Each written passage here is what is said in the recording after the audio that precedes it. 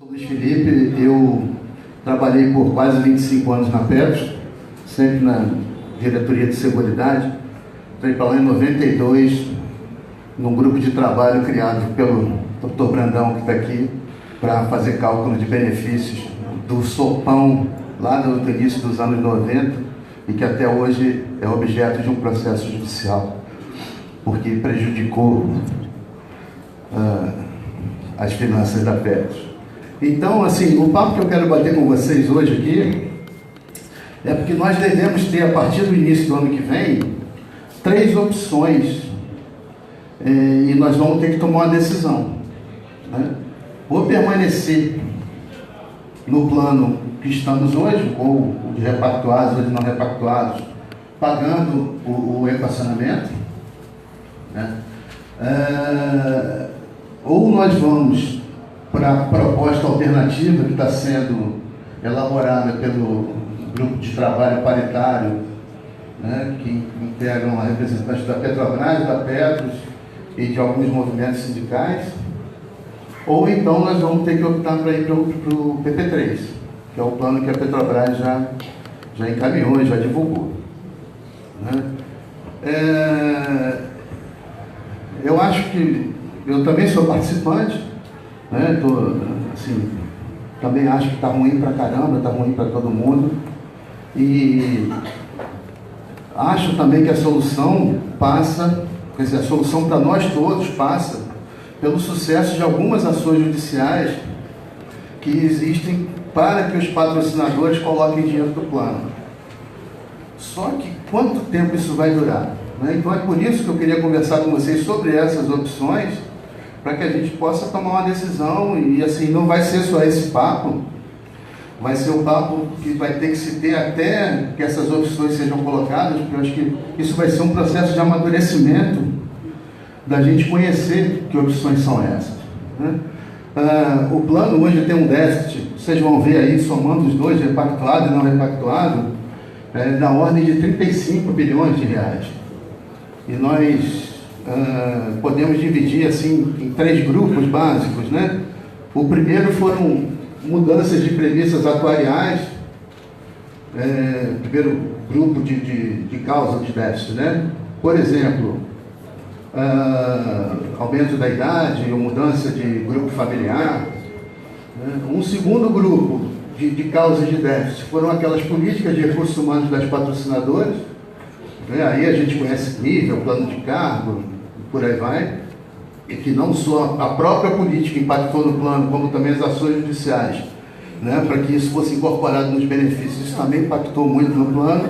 E um terceiro grupo, que são os investimentos, que aí pode ter aí uma subdivisão entre aqueles investimentos, né, que não tiveram sucesso por questões de conjuntura econômica, e um segundo grupo, aqueles investimentos que por algum motivo não deveriam ter sido feitos, ou falha técnica ou má fé. Então nós temos 3 grupos de causas do déficit, e que eu acredito que o segundo e terceiro grupos, ou seja, estou falando aqui das políticas de recursos humanos das patrocinadoras e a questão dos investimentos, principalmente aqueles que tiveram problemas técnicos ou de má fé, esses cabem sim ações judiciais de uma reposição de recursos por parte do patrocinador. Então eu acho que essas ações já estão sendo, né, integradas pelos sindicatos, pelas associações, só que a gente não sabe quanto tempo que isso vai demorar para ser resolvido. Eu estou vindo de uma reunião, eu não sei se vocês sabem, os companheiros da Ultrafest, do plano Ultrafest, estão numa situação pior do que a nossa. Eu estou vindo de uma reunião com a turma da Estaú, estou voltando para lá assim que acabar aqui, e o meu medo é que a gente acabe chegando num ponto parecido com o deles, que eles agora fecharam em 2018 com o 5º ano seguido de déficit. Eles vão entrar para o 5º ano de equacionamento. O que é equacionamento? Né? Muitos têm liminar, mas outros não têm. E aqueles que não têm, já estão, pela primeira vez eu estou vendo isso na vida, estão chegando no ponto de ter benefício realmente zerado, né? Então, assim, há um desequilíbrio lá no Ultrafest, e vocês vão ver que isso também acontece na Petros, nos planos da Petrobras, do sistema Petrobras. Há um desequilíbrio entre o custeio, ou seja, o que a gente paga, e o que o plano oferece de benefício. Então, assim, eu vou começar pela proposta alternativa do GT, paritário, que, eu vou ser sincero, acho que tem muitos pontos aí que eu considero positivos para que a gente, durante um tempo, consiga manter o nosso plano e consiga manter o nosso benefício. Né? Isso resolve muitos dos problemas que não foram resolvidos na outra fértil. Principalmente esse primeiro ponto, aqui estão os 6 pontos principais dessa proposta do GT. O primeiro ponto trata da extração do regulamento da tabela de contribuição. Por que isso? Porque o plano, ele anualmente ele tem os seus resultados avaliados. O resultado pode ser positivo ou negativo. Nós temos um plano de benefício definido em que o benefício está dado e a gente passou anos e décadas sem mudar a contribuição. É como se a gente passasse anos pagando o cartão de crédito, então um valor que não fosse o total. Então aquela dívida foi se acumulando. Alguns anos o investimento mascarava esse aumento do passivo do plano, e de 2012 para cá o investimento não ajudou por muitos motivos, e aí esse aumento do passivo do compromisso do plano apareceu. Então eu já estou entrando aqui nas propostas do plano alternativo que está sendo feito pelo GT, e o primeiro ponto é extrai do regulamento a tabela de contribuição para que ela seja anualmente revista, tanto para cima quanto para baixo. O plano deu um resultado positivo, você reduz um pouco a contribuição. O plano deu um resultado negativo, você aumenta um pouco a contribuição, mas faz isso todo ano, não fica 1 década, 2 décadas sem fazer isso. Um detalhe importante é que a proposta, ela extingue a contribuição extraordinária que a gente está pagando. Então ela teria no momento inicial um aumento na contribuição normal, que seria algo em torno de 1/3 da contribuição extraordinária que a gente está pagando. Mas perto disso, de 1/3. O segundo ponto da proposta é a contribuição da pensionista, ela passar a pagar a contribuição normal. A pensionista, ela, desde que o plano foi concebido, ela não tem contribuição normal para o plano, embora o regulamento permita, porque o regulamento fala da contribuição do assistido, e dentro do assistido engloba aposentado e pensionista. Esse é um ponto polêmico com o TCU, com o Tribunal de Contas, porque ele entende que a pensionista não tem ligação direta com a patrocinadora, e tudo que está nessa proposta, todas as 6 alterações, tudo foi pensado com contribuição paritária da patrocinadora. Então, se não puder ter contribuição paritária da patrocinadora por causa do TCU, esse ponto vai ter que sumir e vai ter que se aumentar um pouco a contribuição normal do ativo e do aposentado. Na minha opinião, eu acho que tem muitos argumentos para que se possa implementar essa contribuição da pensionista. E vocês vão ver mais na frente, quando eu mostrar números, que ela é bastante inferior à contribuição extraordinária que a pensionista já está pagando hoje. Então, assim, ela vai pagar essa contribuição normal num valor inferior do que ela está pagando hoje a extraordinária. É uma forma de você diluir o déficit, pagar de outra forma, de uma forma mais suave. O terceiro e o quarto pontos, eles se referem a introdução de o que nós chamamos de deflator. O deflator é uma redução do reajuste futuro dos benefícios concedidos e a conceder. O item 3 fala do concedido, o item 4 fala ainda da turma equitativa dos benefícios futuros.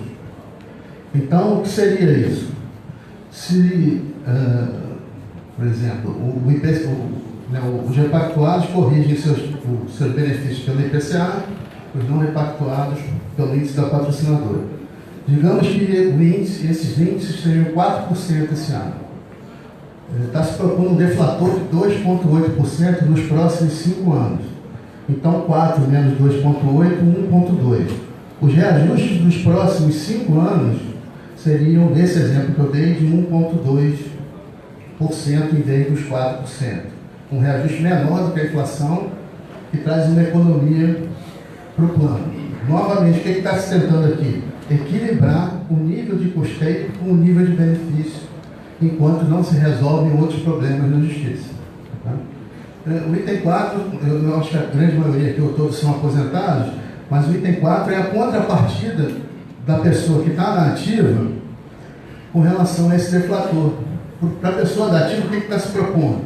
Que se calcule o benefício dele hoje, mesmo que ele só possa sair daqui a 5 anos, só possa se aposentar daqui a 5 anos.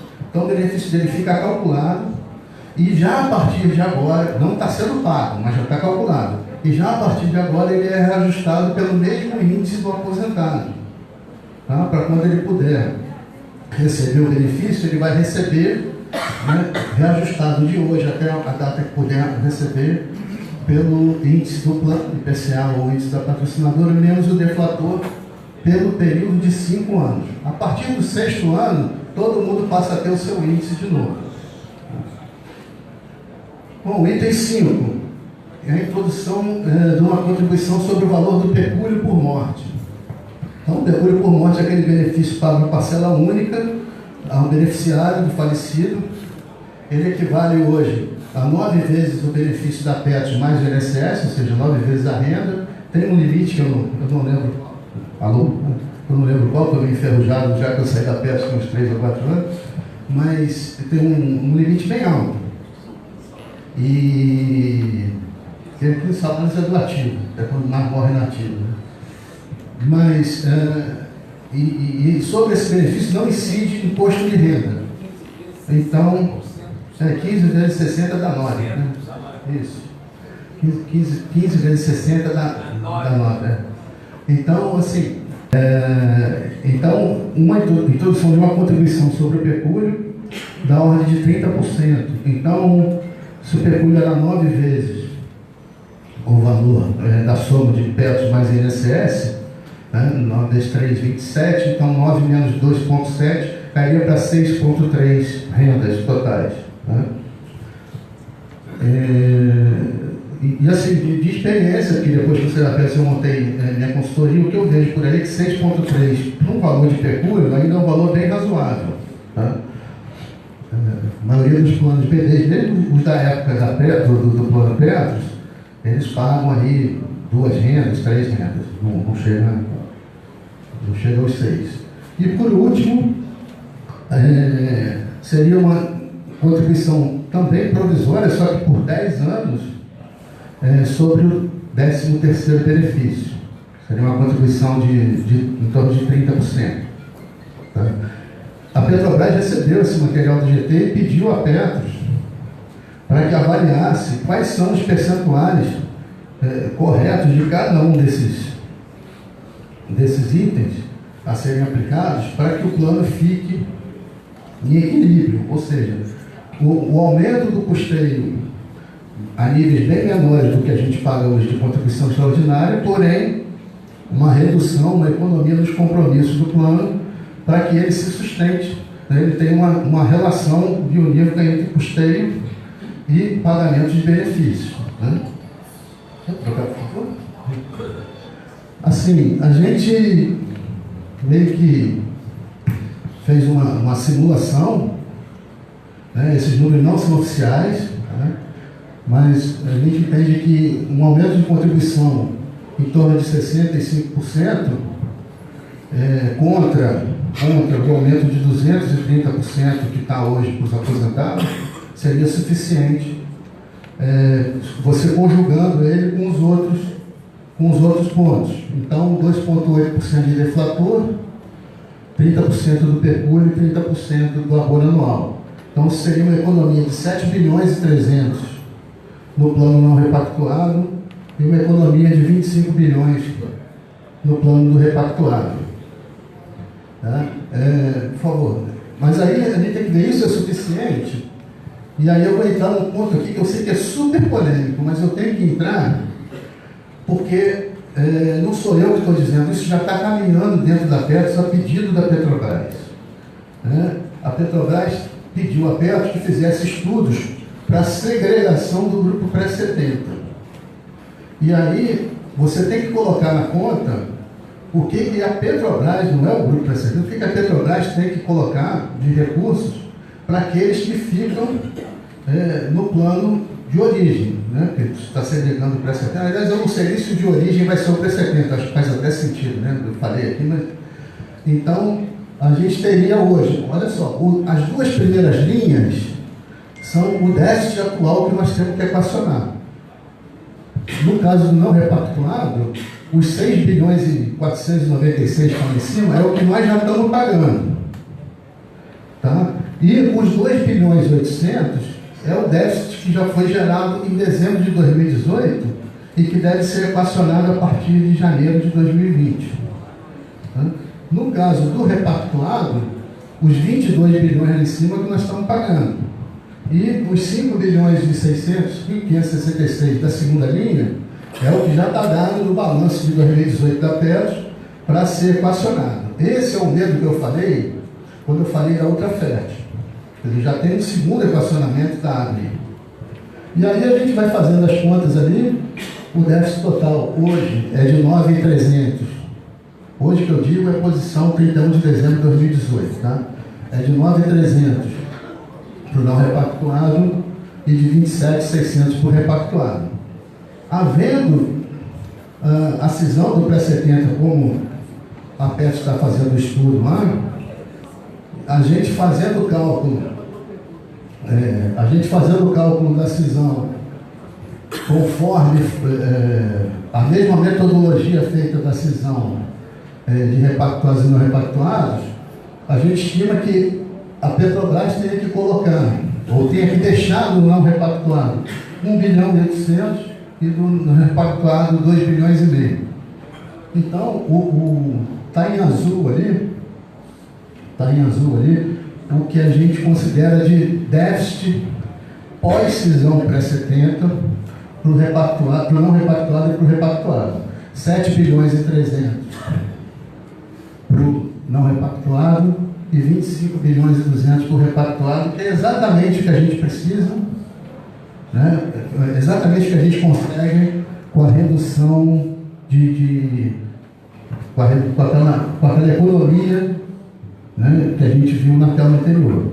Então, assim, na teoria, mudando alguma coisinha, porque aquele estudo que está feito ali não são as bases exatas da PETROS, mas são bastante aderentes. Então, a gente acredita que com aqueles percentuais, ou bem próximo deles, a gente consiga equilibrar o plano. Mas como é que fica isso? Assim, eu estou falando aqui um monte de número, um monte de percentual, mas tem que saber como é que isso fica no dia a dia, né? Por favor. Isso aqui é o seguinte, a gente tem hoje, vamos olhar primeiro o lado azul. São as tabelas de contribuição aplicadas pela Petros. A primeira é a contribuição normal, a de cima, azul, né? Até metade do teto do INSS 1,96, entre metade do teto do INSS e o teto 4,06 e a partir de um teto 14,9. A segunda já é o relacionamento que nós estamos pagando, né? Tem uma diferençazinha ali para o ativo e para o assistido. Então, até meio teto para o ativo 3,20, para o assistido 4,53, entre meio teto e um teto 6,63 e 9,39, e a partir de um teto o ativo paga 24,34 e 34, e o assistido 34,44. Isso não substitui a de cima não, elas são somadas, tá? E a gente estima que com esse déficit já dado de dezembro de 2018, a partir de janeiro, fevereiro ou março de 2020, essa terceira tabela seja incorporada, tá?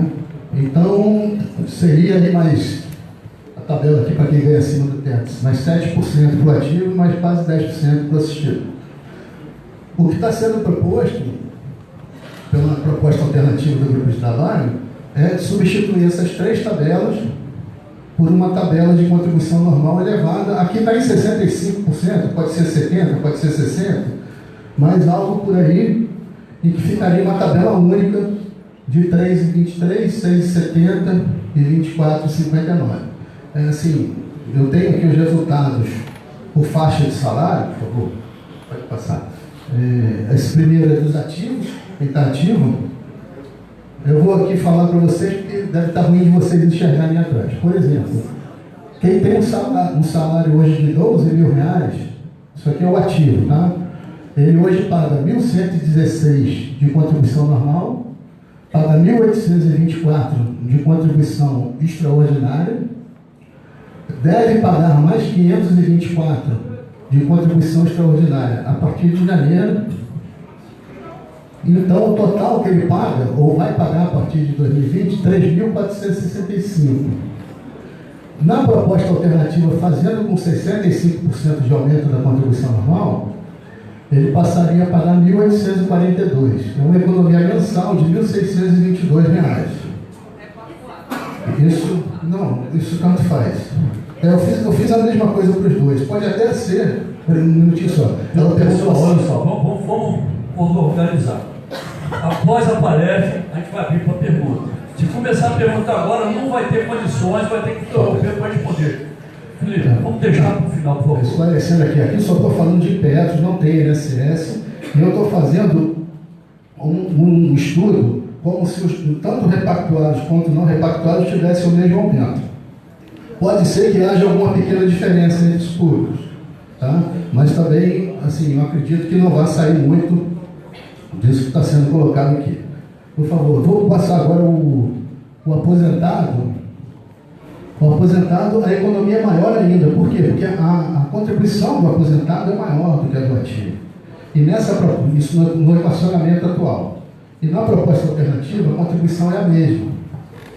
Então, assim, o aposentado com 12 mil reais de benefício, ele paga 1.116 de normal, 2.581 de extraordinária, pagaria a partir de março do ano que vem 742, num total de 4.440.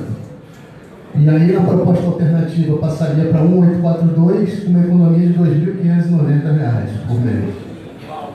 Oi? Isso é muito igual. Aposentados com não, isso vai... Não, assim, o desconto de contribuição normal vale para todo mundo. Né? Podem ter outros tipos de contribuição. Pessoal, vou pedir pela segunda vez. Senão ele não vai acabar a palestra. Anota o que quer, qual é a dúvida, pode depois a gente abrir para a pergunta, por favor. A dúvida aqui também é de diferença de contribuição. Realmente tem a turma que paga a tabela antiga de 11% e a turma de 14,9%. A tabela aqui,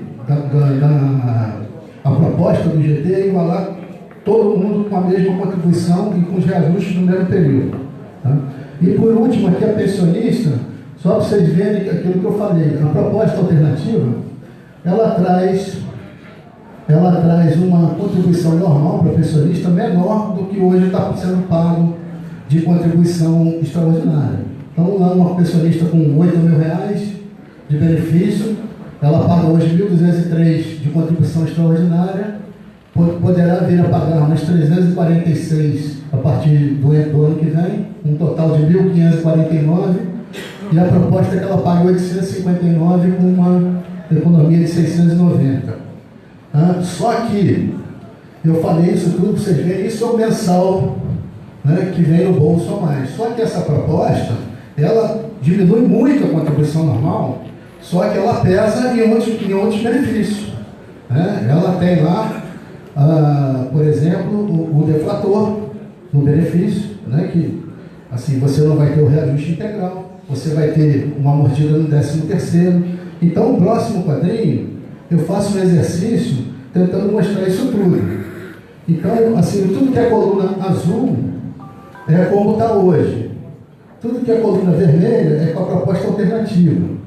Então, eu estou ali fazendo um IPCA fictício de 4% nos próximos 5 anos, que são os anos em que é proposto o deflator, e então o reajuste de quem for para a proposta alternativa passa a ser 1,2 nos próximos 5 anos, por causa do deflator. Depois volta a ser normal o reajuste.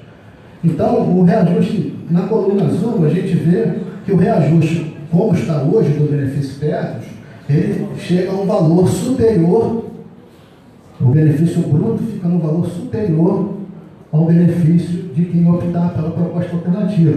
Depois de 5 anos, é de 7.299 contra 6.368. Ou seja, por causa do deflator, o benefício bruto fica menor de, né, quem for para uma proposta alternativa. Só que a gente, se a gente já tirar a contribuição, porque a contribuição extraordinária pesa tanto, isso já inverte. Então a gente vê aqui no azul que já depois de 5 anos essa pessoa que ganhava R$6.000, descontada a contribuição, ela passa, se tivesse mantido o PED atual, está 5.735 contra 5.948 da proposta alternativa, já inverteu. E aí tem que lembrar ainda que para o imposto de renda, a contribuição extraordinária não está sendo permitida a sua dedução. Então eu fiz o cálculo do imposto de renda ali. E aí a diferença, depois de 5 anos, já vai de descontada PET, descontado imposto de renda, vai se ficar como está hoje, 4.705, e se ficar na proposta alternativa, 5.182. Então, uma vantagem de R$476 por mês para quem tem um benefício bruto de R$6.000. É uma vantagem percentualmente bem razoável. Aí eu não sabia como demonstrar, e não sei até hoje, como é que eu demonstro o 13º. Aí o que eu fiz? Eu peguei o valor de um 13º, dos 30% dele, e dividi por 12. Aí para ver quanto é que... É lógico que você não vai pagar 1/12 disso. Você vai pagar isso uma vez só no fim do ano. Mas eu dividi por 12 e abati daquela diferença ali, porque você está pagando isso também. Então caiu para R$327 o teu ganho financeiro. Isso mensal. Por favor, pode passar? Agora o mesmo exemplo, exatamente o mesmo exemplo, só que em vez do benefício ser de 6.000, é um benefício de 12.000. Vocês vão reparar que a vantagem aumenta muito para quem for para a proposta alternativa. Aumenta muito. Isso aqui para uns é um problema, para outros é uma solução. Por quê? Porque a gente verificou que a proposta alternativa, ela financeiramente, ela é mais atrativa quanto maior for o valor do benefício. Inclusive, ela pode não ser atrativa no momento inicial para quem ganha abaixo, quem ganha aquelas primeiras faixas de contribuição lá, abaixo do teto do INSS ou de meio teto do INSS. Só que eu sempre tenho conversado com o pessoal, que eu converso muito lá, meus ex-colegas de perto, falando o seguinte: o problema é quando você fica num plano e que você não sabe se ano que vem vai ter outro equacionamento e outro, como está acontecendo com a outra festa. Então, eu acho assim, mesmo que seja um pouquinho, que você tenha um pouquinho de perda no início, eu acho que no médio prazo, e para poder esperar as ações judiciais vingarem, eu acho que precisava equilibrar custeio e benefício. E por que isso aqui acontece? As pessoas me perguntam muito, por que é melhor para quem ganha mais do que para quem ganha menos? Porque isso não é um erro, mas há de se pensar o que o legislador pensou quando fez a regra de cálculo de contribuição extraordinária. Ele disse que a contribuição extraordinária é proporcional às contribuições normais. Só que eu acho que o legislador não pensou em planos que tinham contribuições normais progressivas.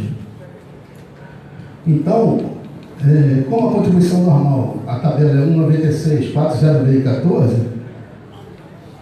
a de extraordinária também está assim. E ela pesa muito mais para quem tem um benefício maior.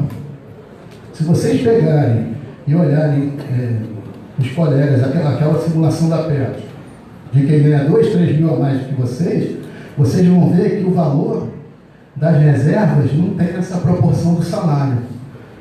A reserva de quem ganha mais, descontado o PED, está proporcionalmente menor do que a reserva de quem ganha menos. Por quê? Porque o equacionamento pesa muito mais para quem ganha mais. E quando a gente colocou aquele deflator, em vez de botar contribuição extraordinária, o deflator é linear. Então você está pegando igual todo mundo. É como se faltasse 30% do patrimônio da PET para cobrir os compromissos e cada um estivesse pagando 30% do seu benefício. Tá? O deflator faz isso. A contribuição extraordinária não faz isso. Ela faz, nesse exemplo de 30%, ela faz com que alguém pague 20% e alguém pague 40%. Tá? A contribuição é assim. Por isso que tem essa diferença de quem ganha mais e quem ganha menos. Por favor. Agora, eu falei bastante aqui da proposta alternativa. Como eu falei, para ser sincero, eu tenho uma certa simpatia pela proposta, porque nos permite ganhar um tempo para que as ações judiciais possam vingar. E agora eu vou começar a falar um pouquinho sobre o PP3. Só que antes de falar do PP3, eu tenho que fazer algumas explicações para vocês entenderem uma diferenciação entre o plano PT, que é o que nós temos hoje, e um plano de contribuição definida, ou CD, que é o que estão propondo para a gente. Tá? Não vejo problema algum em uma empresa oferecer o plano CD de previdência para os seus empregados e pagar parte do plano, eu acho super legal. Mas para quem já tem um plano BD, já tem um direito adquirido nisso, o que eu quero colocar para vocês aqui são os riscos que vocês podem correr caso optem por essa opção do plano CD. A primeira diferenciação, isso aqui é um quadrinho de diferenciação de plano. Né? A coluna do meio é o BD, a coluna da direita é o CD. A primeira diferenciação é o tipo de benefício. No plano BD é o benefício vitalício, que nós temos hoje. Ou seja, ele é pago até o último dia de vida do participante e, se tiver beneficiário, até o último dia de vida do beneficiário. No plano CD, também. Assim, o plano alternativo é um plano BD, tá, gente? O plano CD, estilo PP3, ele nunca vai ser vitalício, e não é porque não queira, não, é o estilo do plano, é a concepção dele. Então ele tem benefício de duas modalidades. Uma é por prazo certo, que você pode escolher receber por 10 anos, 15 anos, 20 anos, o PP3 vai até 45 anos. E a outra é por prazo indeterminado. Esse prazo indeterminado, ele até tenta se aproximar do vitalício. Vocês vão entender por quê quando eu falar do reajuste dele. Tá? Agora eu vou falar do valor do benefício. O valor do benefício, no vitalício, ele é uma média salarial. Tá? Há alguns planos aí mais antigos que faziam até com o valor do último salário, mas no caso da Petros, é média dos 12 últimos salários, acrescido das parcelas não estáveis dos últimos 60 meses. No caso do PP3, ou no caso de um plano CD, o valor do benefício, se ele for por prazo certo, se ele for você escolheu por 10 anos, por exemplo, você vai receber uma quantidade de cotas por mês. Né? Transforma seu dinheiro em cotas. Digamos que você tenha 1000 cotas, quer receber em 10 anos, então você vai receber 100 cotas por ano. Você divide o 100 por 12 meses, você vai receber 8,33 cotas todo mês. E conforme vai variar o valor da cota, você vai variando o valor do seu benefício. A cota sobe, o benefício sobe, a cota desce, o benefício desce. A partir do primeiro dia do 11º ano, se você escolheu por 10 anos, você não tem mais nada para receber. Tá? Se for por prazo indeterminado, todo ano vão pegar o valor da tua conta, a tua conta continua individual, com teus recursos, com teu dinheiro, vão pegar o valor da tua conta e dividir pela tua expectativa de vida e pela expectativa de vida dos teus beneficiários, considerando uma determinada taxa de juros, que é o que se espera ganhar de rentabilidade futura com o teu estoque de recursos. Então, digamos assim, no primeiro ano se calculou o valor do teu benefício. Aí vão te pagando durante um ano inteiro, depois de 12 meses, 13 benefícios, né, que tem 13º, reavaliam o valor da tua conta, ou seja, tudo que saiu, mais o que acumulou de rentabilidade, você tem um novo saldo de contas, e aí recalcula isso para frente e vai fazendo isso pela tua expectativa de vida. Tá? Os reajustes. Um plano BD é índice econômico, ou no caso do não repactuado, é o índice de reajuste da patrocinadora. No caso do plano CD, eu já até adiantei. No caso de prazo determinado, é o reajuste da cota direto, o valor da cota. E no caso do prazo indeterminado, é aquele reajuste anual, reavaliando todo ano o valor da tua conta e a tua expectativa de vida. Os dois próximos pontos, gente, são super importantes. Porque a gente já recebeu material dizendo assim, olha, o plano CD não tem déficit. Né? Ele não tem mesmo. Ele não tem mesmo. E eu vou explicar o porquê. Vou ter aqui dois riscos que são os mais inerentes aos planos de previdência. O risco de mercado, que é o de investimentos, e o risco de longevidade, que é da turma estar vivendo mais. E os dois ocorrem constantemente. Isso faz parte de um plano de previdência. Isso faz parte do negócio. Então, no plano BD, os dois riscos, quando eles acontecem, quando acontece do investimento não ser bom, ou das pessoas começarem a viver muito, isso gera déficit no plano, e esse déficit é repartido entre participantes, assistidos e patrocinadores na proporção de suas contribuições. Está lá no artigo 21 da Lei Complementar 109. Num plano CD, quando acontece um problema de investimento, simplesmente o valor da cota cai.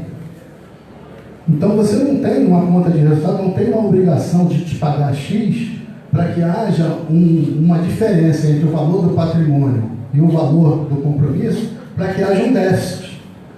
Por quê? Porque na mesma hora que a cota caiu, o valor do teu benefício também caiu. Então, o teu benefício caiu, simplesmente isso. Você assumiu esse risco sozinho. Por outro lado, como é risco, se o valor da cota subiu, o seu benefício também subiu. Tá? Risco de longevidade, as pessoas começam a viver mais. Vocês lembram que eu falei, quando é por prazo indeterminado, vai sempre pegando o teu valor de conta e dividindo pela tua expectativa de vida. Pela expectativa de vida. Então você começa a viver mais, né? Então começa a espichar o período dessa divisão da tua conta. E aí o teu benefício também vai caindo. E não tem ninguém para rachar isso com você. Tá? Por favor. Outra explicação que eu tenho que dar antes de entrar aqui numa simulação do PP3 é sobre a tábua de mortalidade, a tábua de expectativa de vida. Isso é super importante para vocês entenderem a tal história do recálculo anual do benefício do PP3. Essa tábua não é da Petros, eu não tenho acesso à tábua que a Petros usa hoje, é uma experiência, chama Experiência Petros de 2017, é uma tábua própria, mas essa aqui você encontra no Google, né? A tábua é usada por seguradora, só para vocês entenderem como é que funciona a questão da expectativa de vida. Quem tem a idade hoje de 55 anos, tem uma expectativa de vida expectativa de vida média de 29,8 anos. Ou seja, tem uma idade média de falecimento de 84,8. Isso é média, alguns vão antes, alguns vão depois. Se você já tem 60 anos, a tua expectativa de vida futura é em média de 25,5 anos. E a idade média de falecimento é 85,5. O S subiu? Vamos olhar mais para frente. 75 anos, expectativa média de vida, 14,10. Então a idade média de falecimento 89. Por que isso? Isso não é média? Então se eu tenho 55 e tenho uma expectativa de 29,8, quer dizer que entre os 55 e os 56 eu tenho alguma chance de falecer. Tá? Por isso que aquilo é uma média. Quando eu cheguei nos 56 e não morri, a minha expectativa de vida já ficou um pouco maior, porque a média já eliminou aquele azarado que ficou entre os 55 e os 56. E por aí vai indo. Isso é estatística. Então aqueles que vão antes, que puxavam a média para baixo, né, deixaram de estar ali. E essa média vai subindo.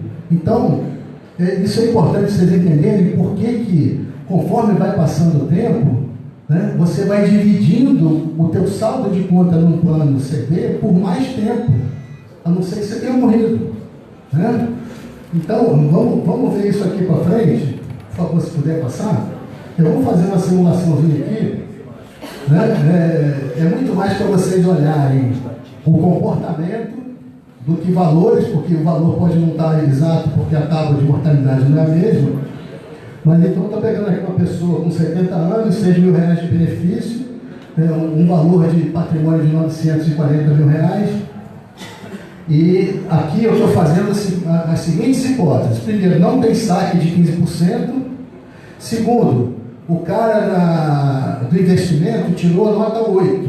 Ele conseguiu uma rentabilidade igual à taxa de juros do plano. Ou seja, ele ganhou exatamente aquilo que o plano, a meta atuarial, tudo que o plano achava que tinha que ganhar, né? Você passa, por favor. Então, assim, como é que isso funciona? Você pega aquele saldo de contas do início do período, né? Você calcula lá o que a gente chama de fator atuarial, que vai representar aquela taxa de juros do plano, quer dizer, que o plano ganharia aqueles recursos ao longo do tempo. A expectativa de vida tua e dos teus dependentes, né? E calcula um benefício mensal, 4.726. Isso era de uma pessoa que ganhava no PPSP 6 mil reais. Tá? E aí tem uma taxa de administração, isso é um detalhe que está pouco explorado. O PP3 ele não tem contribuição de aposentado, mas a Petros tem que sobreviver administrando o PP3. Então, vai ser cobrada uma taxa de administração sobre o patrimônio que você carrega para lá. Então, todo ano eles vão te morder um pouquinho do patrimônio. Eu estou aqui botando uma taxa de 0,4%, que eu sei mais o que é mais ou menos isso que se pensa lá dentro, né? É bem menor que a de banco é de 1,5%, 2% e tal, mas aqui eu estou botando 0,4%. Então, o que é esse número final, o saldo no final do período? O valor inicial menos 13 vezes o valor do benefício, menos a taxa de administração, que deu lá 879. Aí eu carrego para cá com o ganho dos investimentos. Tá? Eu falei, o cara do investimento tirou 8, ele não tirou 10, porque 10 ele tem que ganhar mais do que precisa.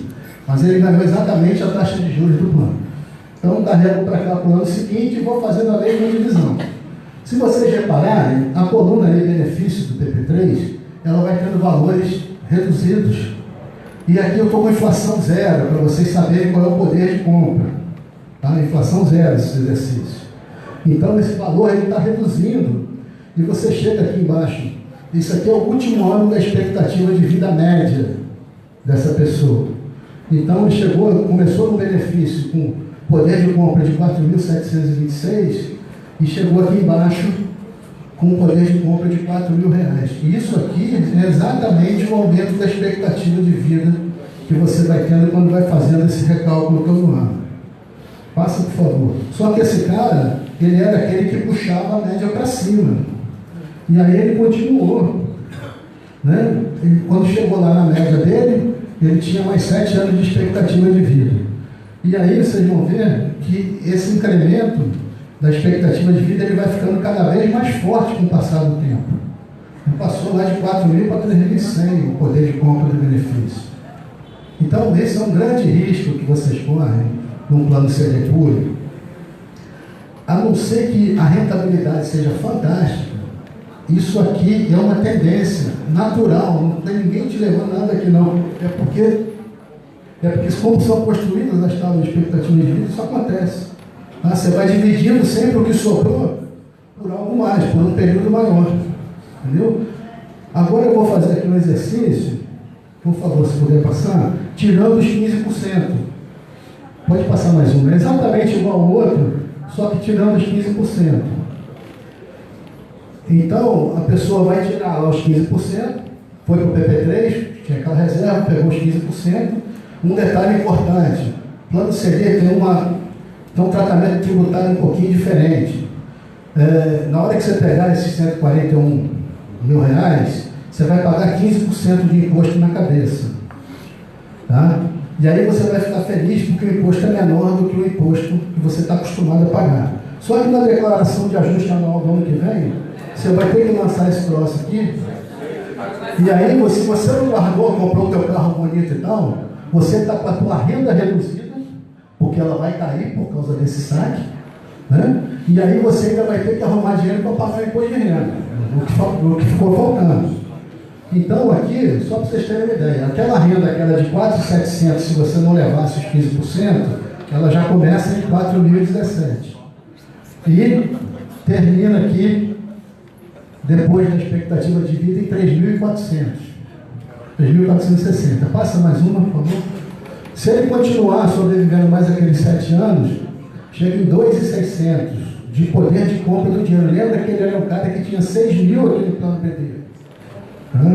Ele começou com 6 mil. Aí eu pergunto para vocês, isso aqui pode acontecer no plano PD? Não. Pode. Sabe por quê? O poder de compra do patrimônio do plano pode ser esse. Só que você vai continuar ganhando 6 mil, sendo que você vai ter um desconto de contribuição extraordinária, que é a metade da diferença entre 6 mil e 2.600. Vocês entenderam isso? O plano só podia te pagar 2.600. Só que o teu benefício é 6 mil. Então tem uma diferença de 3.400. 1.700 é da patrocinadora, 1.700 é teu. Entendeu? Esse é o problema do déficit no plano PD. No plano CD não tem déficit mesmo, você vai ficar dando de 1.600. Isso, se o cara ganhar, é só para eu acabar agora, se o cara do investimento ganhar os 5,27 que o plano prevê. Passa mais uma, por favor. Porque se ele ganhar 3,5 só, pode passar. Agora a rentabilidade é 3,5. Tá? Ele começa com os menos 4.017, que o benefício inicial é o mesmo. Mas dali para frente a rentabilidade é outra. A rentabilidade é menor do que a meta. Olha só, no final da expectativa de vida, o que já foi 4, o que já foi 3.600, agora está 2.500. E se ele ultrapassar a expectativa de vida, mais uma, por favor. 1.774, onde era 2.600. Então, gente, assim, eu acho que a gente não está em idade de correr risco, né? O saldo fica para quem? O saldo o saldo aqui fica para os beneficiários. Na verdade é para pagar pensionista. E vai começar daqui. Vai começar a fazer a conta da pensionista daqui. Porque aqui, boa pergunta. Quando eu calculei esse benefício, eu calculei que ele tem uma beneficiária. Está lá nas premissas. Então isso aqui é para continuar pagando ela, só que ela vai começar daqui. Né? Não vai ficar maior do que isso. Entendeu? Ele vai começar a ver. E se acabando tudo, vai para o dependente. Tá? E isso é um dos motivos que deixa o plano BD mais barato. Porque no plano BD, quando alguém vai cedo, está ajudando a pagar quem vai estar. Entendeu? Às vezes a gente pensa assim, pô, que legal, vai ficar para mim, mas poxa, eu estou pagando mais caro por causa disso. Entendeu? E estou sozinho, né? Não tem mais a quem recorrer, não tem mais patrocinadora, não tem mais nada. Tem um monte de risco envolvido aí. Tá? Gente, eu acho que acabou a ver só a última, acho que não tem mais nada. Acho que é isso aí mesmo. Eu agradeço a vocês a atenção.